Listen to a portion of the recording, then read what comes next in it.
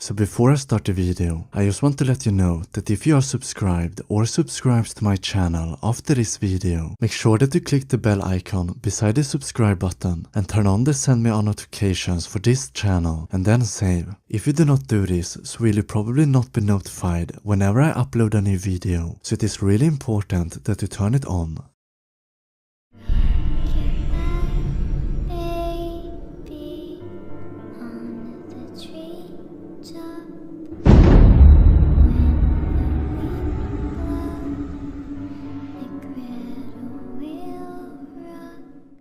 So at this point, have you probably seen or heard of Annabelle the Haunted Doll? Annabelle the Haunted Doll is probably the most famous and well-known haunted doll in the world, and it even has its own movie. In this video, will we be taking a look at the full horrifying story of Annabelle the Haunted Doll. The story of Annabelle began in the 1970s when an older woman bought an antique Raggedy Ann doll in a thrift store as a gift for her daughter, named Donna. Donna was at the time studying to become a nurse, and she lived with her roommate named Angie in their tiny apartment. When her mother came over with the doll, she happily accepted the gift and she placed the doll on her bed. After a while, both Donna and Angie began to notice that the doll somehow moved on its own. The doll would change positions, and sometimes when Angie and Donna came home, the doll would have moved to a different room than the one that they had left it in. Donna would often leave the doll in her room when she left the apartment, but when she later returned home, the doll could often be found sitting in the couch. Donna and Angie soon also began to find small paper notes in the apartment with childish handwriting on them that read, "Help us and help Lou." One night when Donna came home, she found the doll in her bed where she had left it, but she felt like something wasn't right. She inspected the doll and she then saw what looked like blood on the back of its hands and on its chest. After Donna found the blood on the doll, she and Angie decided that it was time to contact a psychic medium to try to get some answers.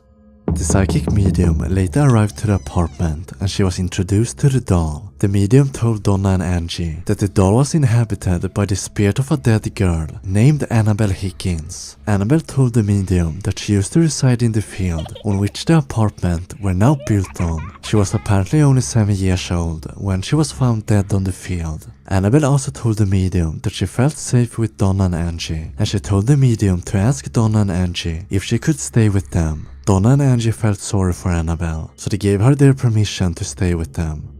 Donna and Angie had a friend named Lou, which had been with them since the day Annabelle arrived to the apartment. Lou had never liked the doll, and he had warned Donna that the doll was evil and that she should get rid of it. Donna didn't believe Lou, because after all, the medium had told her that the doll was inhabited by a 7-year-old harmless little girl named Annabelle that just wanted to be loved. Donna would soon, however, be proven wrong. During one night, when Lou was sleeping over in the apartment, he awoke in the middle of the night. Lou noticed that he was unable to move and he began to panic. He then heard what sounded like a small child laughing. He looked down towards his feet and he then saw Annabelle slowly moving towards him. Annabelle stopped at Lou's chest and she then began to strangle him. Lou passed out and he later woke up the next morning, thinking that it must have just been a bad dream. During the same day, Lou and Angie were all alone in the apartment when they all of a sudden heard a rustling sound coming from Donna's bedroom. Thinking that someone might have broken into the apartment, Lou made his way to the bedroom, but the room was empty except for Annabelle, who was lying on the floor. Lou then felt like there was somebody behind him. He quickly turned around, but he was all alone. Then all of a sudden, he felt a sharp pain on his chest. He opened his shirt and he then saw 7 bloody claw marks on his chest. Donna and Angie now understood that this couldn't be the spirit of a young girl, so they contacted a priest named Father Hegan. Hegan felt that he wasn't the right person for the task, so he contacted Father Cook, who later contacted Ed and Lorraine Warren. The Warrens later arrived to the apartment, and after talking to Donna, Angie and Lou, they came to the conclusion that Annabelle was not the spirit of a 7-year-old girl, but instead an evil demon.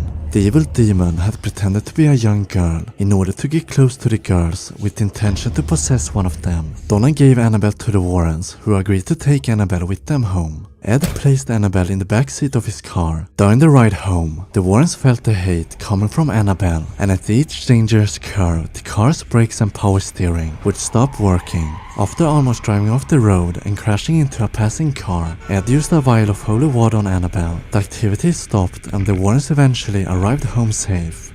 After the Warrens arrived home, Ed sat Annabelle in a chair next to his desk. During the first couple of days, Annabelle moved on her own, and she was often found in a different room than the one she was first left in. The Warrens even claimed that Annabelle sometimes even levitated. A Catholic priest named Father Jason Bradford later arrived to the house, and upon seeing Annabelle, he picked the doll up and said, "You're just a rag doll, Annabelle. You can't hurt anyone." Ed then said, "That's one thing you better not say." Father Jason later left the house, and Lorraine told Father Jason to be careful on the way home and to call her when he eventually arrived home. A few hours later, Lorraine received a call from Father Jason, who told her that he was involved in a near-fatal car accident. The Warrens later decided to build a special-made wooden case for Annabelle, and they placed her in the Occult Museum, where she can still be seen today. Annabelle is no longer moving on her own, but that doesn't mean that she can't still hurt people. Several years after Annabelle's arrival at the Warrens, Ed Warren was giving a tour of the museum when one of the visitors began making fun of Annabelle. Ed quickly escorted the young man and his girlfriend out of the museum. Later, when the man and his girlfriend was heading home on his motorcycle, they crashed into a tree and the young man died.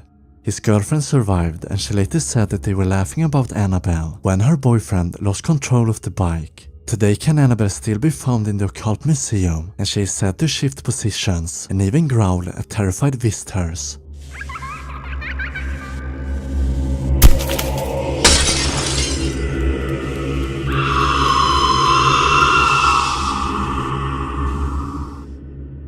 Thank you so much for watching. I really hope that you liked the video, and if you did, a like would be very appreciated. Also, don't forget to subscribe for more videos. If you want to support me even more, then you can head over to my Patreon page and donate as much as you want. You will receive different rewards depending on how much you have donated. Take care, and I will see you in my next video.